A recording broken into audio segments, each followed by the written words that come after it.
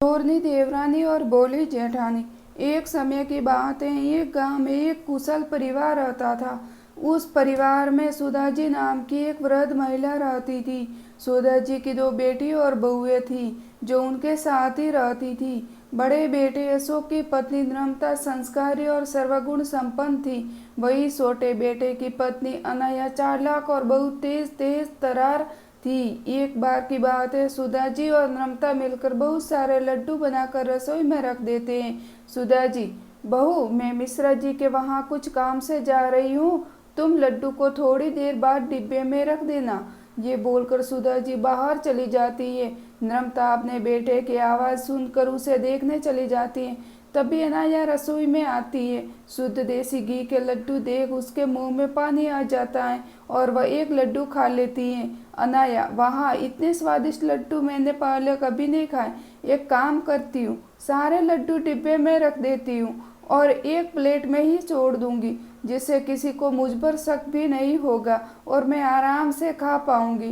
वह लड्डू की प्लेट उठाकर एक डिब्बे में भरकर चुपके से अपने कमरे में ले जाती है और प्लेट में एक लड्डू वही छोड़ देती है। अपने कमरे में जाकर अनाया पेट भर लड्डू खाती है। पेट भर जाने पर वह लड्डू के डिब्बे को छुपा देती है।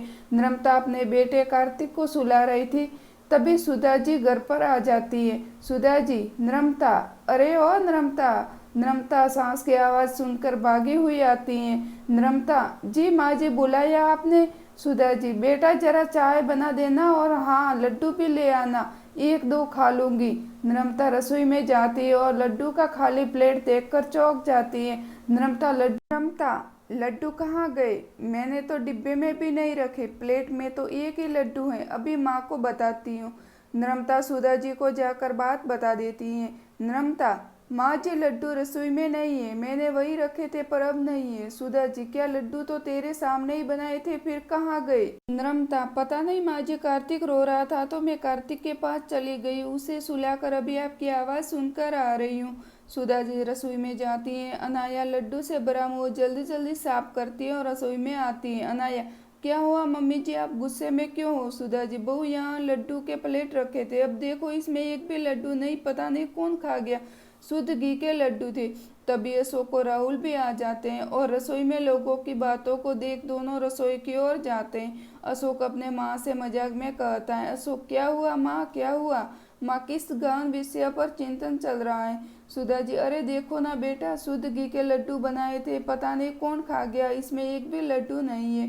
अनाया, आपके बाहर जाने के बाद तो नम्रता दीदी ही थी रसोई में, शायद ही कहीं इन्होंने ही। नम्रता, अनाया, ये क्या बोल रही हो तुम? मैं कार्तिक के पास थी। सुधा जी और घर के सभी सदस्य अनाया की बात पर विश्वास कर लेते हैं और नम्रता के खिलाफ हो जाते हैं। सभी नम्रता को खूब सुनाते हैं और वो रोने लगती हैं। अनाया बहुत खुश होती है और वो खुद से कहते हैं, इन लोगों को बेवकूफ़ बनाना कितना आसान है।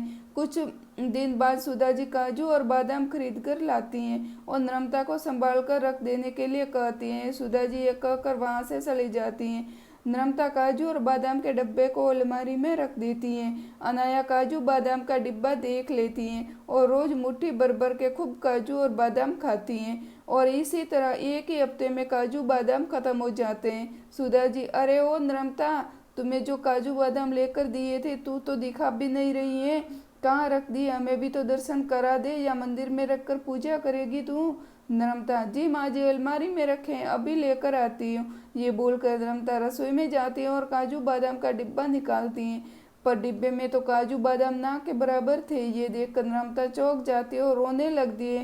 नम्रता की रोने की आवाज़ सुनकर सुधा जी और घर के सारे सदस्य रसोई में आते हैं। नम्रता को रोता देख सुधा जी बोलती हैं। सुधा जी, अरे क्या हुआ, रो क्यों रही हो? नम्रता, माँ जी, काजू बादाम यही रखे थे, पता नहीं कहाँ गए। सुधा जी, क्या 4 दिन पहले ही तो लाई थी काजू बादाम का डिब्बा और ख़त्म भी हो गया?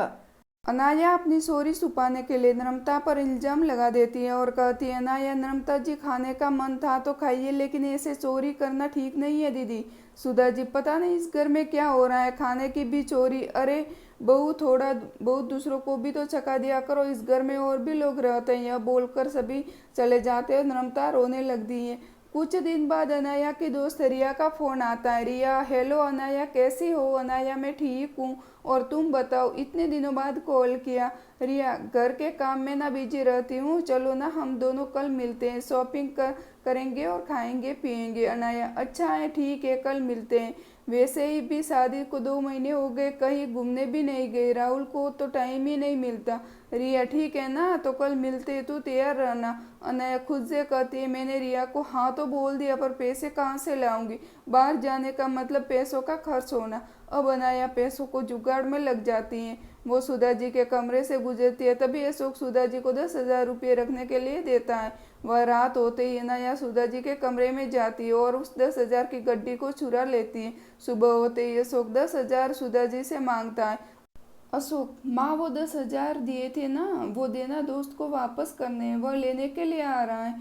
सुधा जी कमरे में पैसे लेने जाती हैं, जैसे ही अलमारी खुलती है तो पैसे कहीं नहीं मिलते। सुधा जी चिल्लाती है। चिल्लाने की आवाज़ सुनकर सुधा जी के सभी सदस्य उसके कमरे में आते हैं। अशोक, क्या हुआ माँ, अब चिल्ला क्यों रही हो और इतनी घबराई हुई क्यों हो? सुधा जी, मैंने यही 10,000 रखे थे, अब नहीं है, पता नहीं कहाँ चले गए।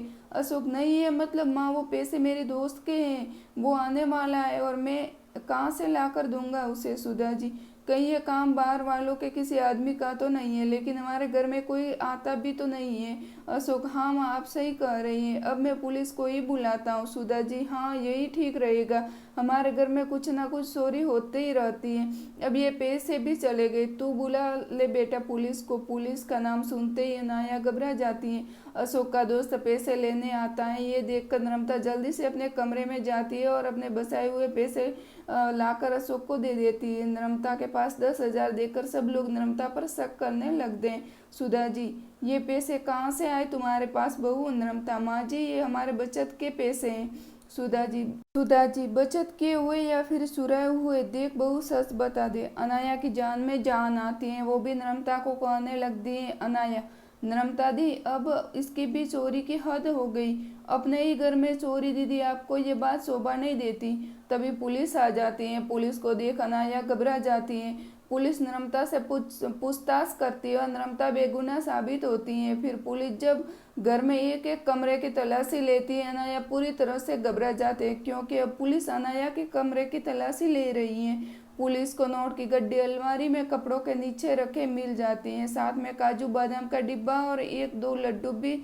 सब चौंक जाते हैं। अनाया फूट फूट कर रोने लगती है। अनाया, माफ़ कर दीजिए, मुझे इसमें गलती हो गई, माफ़ कर दीजिए। सुधा जी, सब कुछ तुमने सुराया और मेरी बहू नम्रता को दोषी बनाया।